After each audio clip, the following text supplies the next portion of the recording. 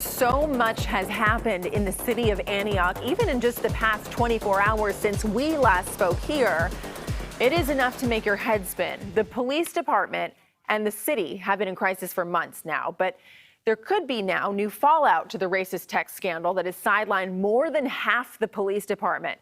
Just a day after a sudden resignation announcement from the chief, a hearing tomorrow could lead to even more criminal cases by being either thrown out or at least held in limbo. At least 15 Antioch police officers have been subpoenaed to testify at this hearing, where the chief is also expected to testify. What happens in that hearing could cause a judge to dismiss criminal charges against 4 men. But the police department is resisting subpoenas for at least 5 of its officers, saying they can't testify because they are out on leave with, quote, industrial injuries.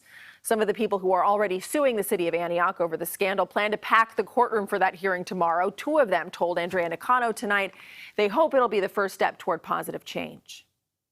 This texting scandal has rocked the community of Antioch and the police department. Now, on the week that Chief Stephen Ford is expected to testify, he announces his retirement after being on the job for just a few months. The plaintiffs, though, say they are not deterred from seeing this case through. I just want to see justice. That's really it. Joshua Hawkins Butler is one of the plaintiffs. He says he has been targeted by the officers named in the texting scandal lawsuit. I'd have been harassed. I'd have been abused. I'd have been put in situations where I feel like my life was going to be taken away. Butler says his life has changed since the officers involved in the scandal have been placed on leave. He has had numerous run-ins with the law and admits he has been in and out of jail since he was a teenager. Because this is my first time being on the other side. I've always been the one in the courtroom, not on the other side, so it's going to be different for me. The plaintiffs, their families, and community members are expected to pack the courtroom. Frank Sterling Jr. will be one of them. He says he had an encounter with police in 2009. He violently attacked me, kicked me in the face, beat me with the flashlights, did the chokehold on me until I passed out. And then when I woke up, he used some expletives. He said, "This is what you get when you F with the cops." Sterling is now part of Reimagine Antioch, a group fighting for systemic change in the police department. The group feels a couple things are necessary to implement real change. For one thing, we want all the officers that are involved in the text message scandal fired. It doesn't matter if they just received the text. If they didn't turn it into a superior immediately and question this behavior, they got to go. What Reimagine wants is a police oversight commission that has power, that can make changes and that could fire and hire and be part of the whole process.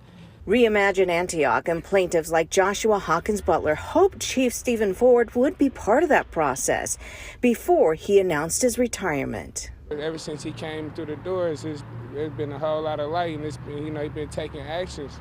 I feel like he's doing what's right. Now Butler is doing what he feels is right to create positive change and be the father his son could look up to.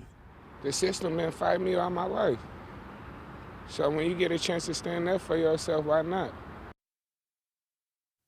And tonight we're hearing from one of the people who will have to guide the city of Antioch through whatever comes next. Our Wilson Walker talked with Mayor Lamar Thorpe about what he thinks should happen now. At this point, given where we're at with the FBI investigation, these racist text messaging scandal, what's going to happen tomorrow, nothing comes as a surprise anymore. That's why I'm going to continue to say that the officers who are on administrative leave related to this police racist text messaging scandal need to be fired so that we can continue to hire new recruits. The hiring someone from the academy takes about 6 months.